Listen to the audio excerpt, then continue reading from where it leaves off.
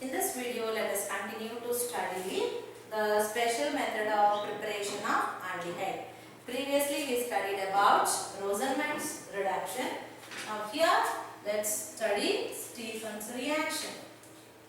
It is also one of the popular method of obtaining aldehydes.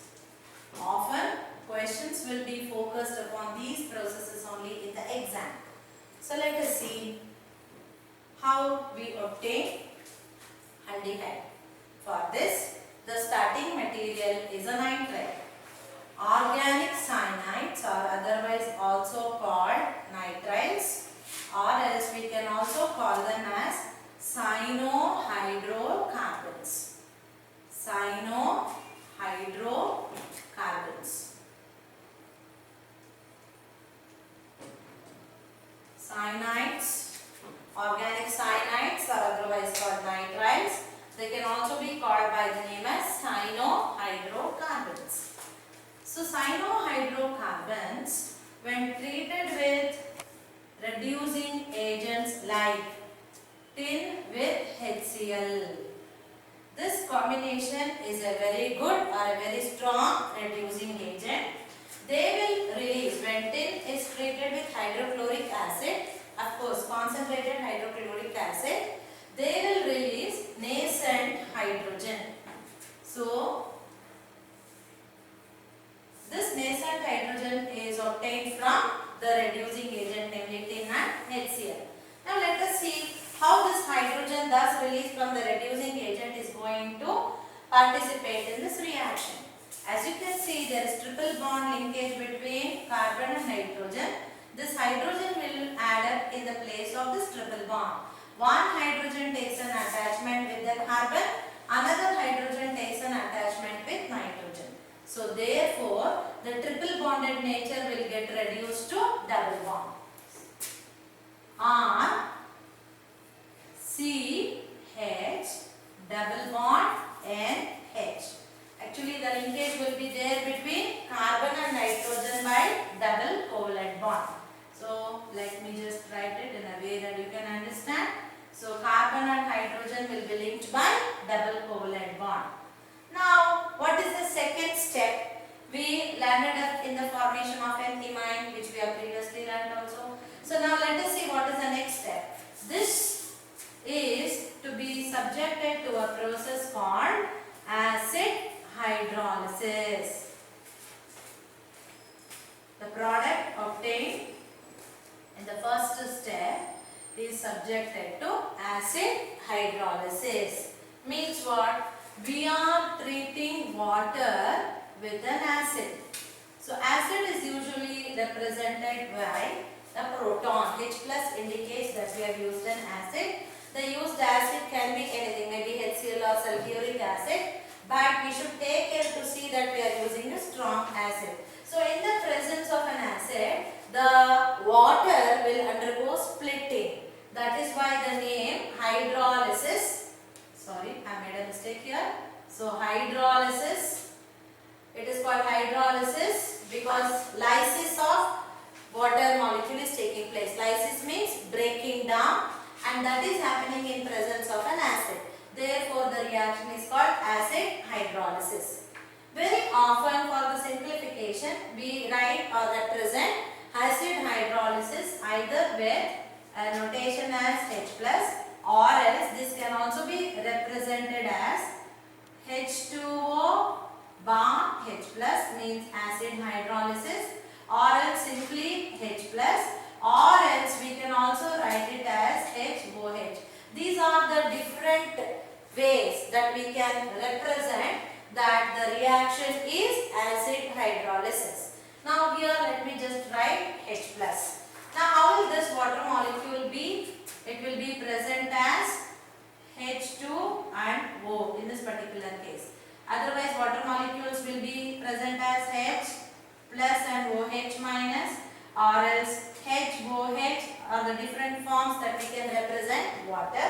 But in this case, the water will be like H2O. So now what happens? The oxygen part of the water will take an attachment with RC